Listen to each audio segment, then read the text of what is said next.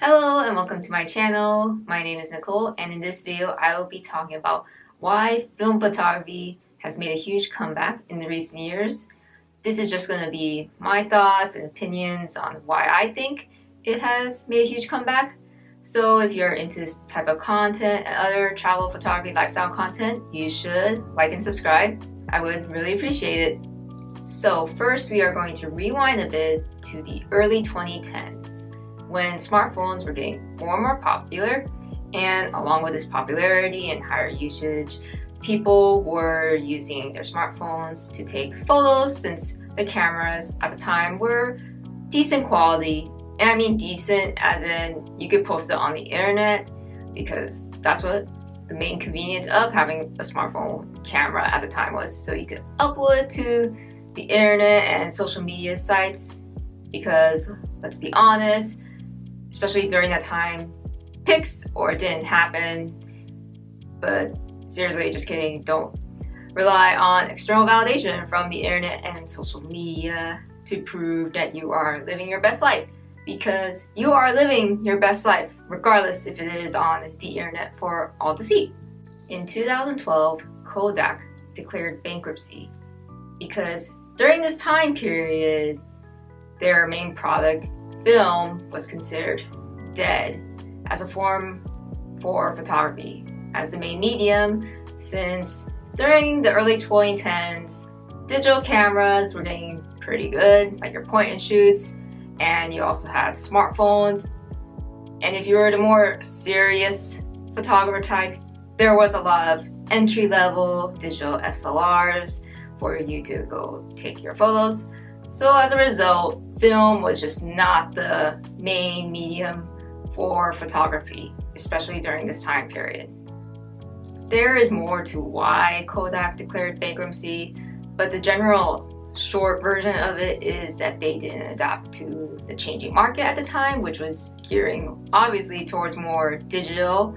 And let's be honest, most people don't print out their photos, since most people rather just post it on the internet or just send it to their friends via text messaging or whatnot. So Kodak didn't adapt to the market, and as a result, that is one of the main reasons they went bankrupt. Because if you weren't into like scrapbooking, for example, there would be really no reason to print out photos unless you're giving to someone, or you are maybe displaying it in your house or apartment or whatnot. So the need to print out photos went down, since Kodak obviously made a lot of photo supplies, not just film. Those sales also went down, which I think contributed to the bankruptcy as well. However, there is one thing that did come out in the early 2010s that I think in the long run brought back this film photography resurgence, and that is Instagram. Now you're probably wondering, why Instagram? Isn't Instagram one of the main reasons, since it's tied with smartphones as an app, that ended up killing the film photography industry? Because isn't that what millennials do? We just kill industries apparently. Well, if you remember, back before Facebook bought Instagram, it was primarily a photo sharing app. That's literally all you did was post photos, and you have a feed and you share it amongst your followers. And it was really simple and easy to use. And one of the main features that Instagram had at the time that no other app or social media site had at the time was filters that you could easily put over a photo and you just upload it to the platform. So in a way, these filters were mimicking film, because a lot of them had sort of that grainy film look, and it was really easy and simple to use on a digital interface. And over the years, as Instagram gets more and more popular as one of the main big social media platforms at the time, especially amongst millennials and Gen Z, because during this time period, Facebook also fell out of fashion because it was associated with our older family members, aka boomers. So Instagram became sort of the main social media app for the millennial Gen Z generation. And as a result, when things get more popular, they're gonna upload more photos. And Instead of uploading just random photos like in the early Instagram period, people start to cater to how they want to present themselves on the platform.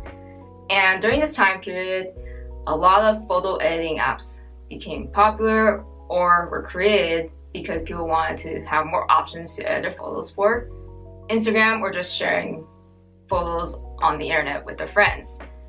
So there's things like Snapseed and Afterlife, but one of the big ones was VSCO or VSCO, and it was so popular they even have a aesthetic called VSCO Girl that was popular in 2017. And VSCO was known for its, or is still known for its filters that emulate film and give that retro nostalgic look, but with more customization compared to just slapping on those preset Instagram filters. And even in the 2010s, VSCO had Adobe Lightroom packs that emulated their film, so that when you edit your photos taken with camera or smartphone or whatnot, it would speed run your workflow. So it was definitely a popular aesthetic to recreate like a film look on social media and the internet at this time period and today. Another app that I think helped start this film resurgence was Huji.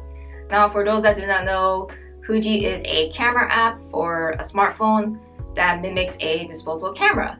So you would open the app and you would take a photo, and then there's this little film developing screen for a split second. And in order to view your photo, you have to click on the little button for lab, and it shows all the photos you took with the app.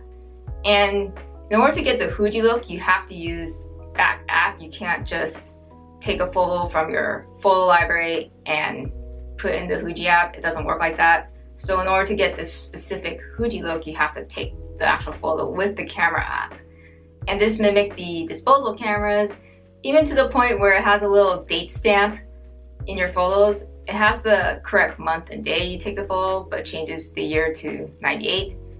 And Huji was popular in the late 2010s. I would say 2018 was the peak of Huji. And during this time period, just happened to also be the 90s fashion and style started to become popular again and trendy. So I just think the whole Huji with disposable camera mimicking and 90s fashion just kind of coincided in becoming popular at the same time in the late 2010s. For a lot of hobbies and interests, there's often a barrier of entry that makes it hard or difficult to pursue a particular interest or hobby. So film photography, honestly, I think can be a little intimidating.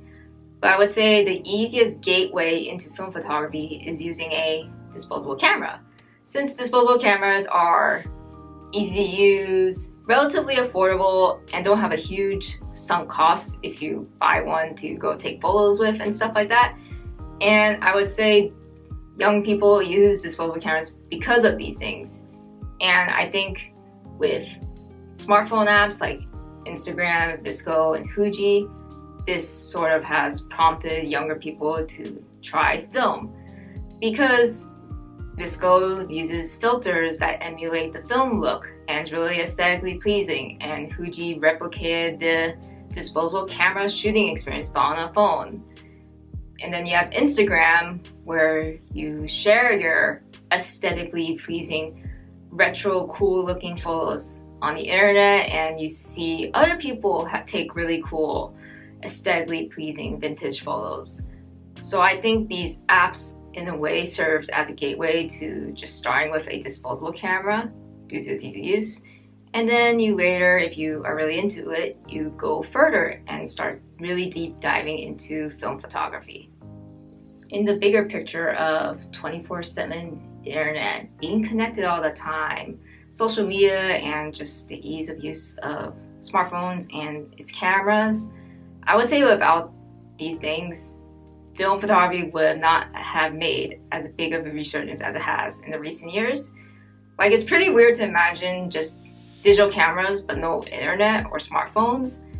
And I think in the response to how connected we are and how we expect instant everything, no patience and anything like that, I think film is sort of the opposite in the sense that it forces you to slow down, be more thoughtful in taking your shot and composing it, and just the whole process is like, it's very calming, at least for me, because you really forces you to just be in the moment when you're shooting film, versus it's way too easy when you take a photo with your smartphone and just tap it. There's not a lot of thought that can go into that. I mean, not saying you cannot put thought into it, but most people it's like pretty simple, and it's almost like mind-numbing in some sense, I think.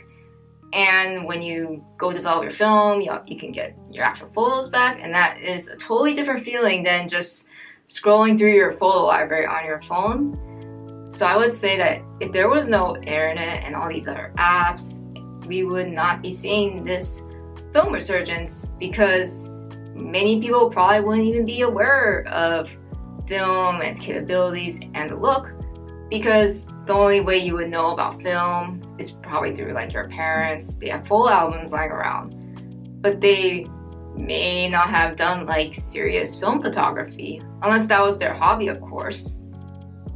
In addition, I just think since we're coming out of the pandemic, at least in the US, many people have had time to discover new hobbies, whether it be hobbies you wanted to do for a while, or you saw someone do something cool on TikTok or the internet and you're like, oh, I want to try that. So I think in response to how we are locked down in a way, we had time to pursue hobbies that we otherwise may not have had time to pursue, or would put it on the back burner.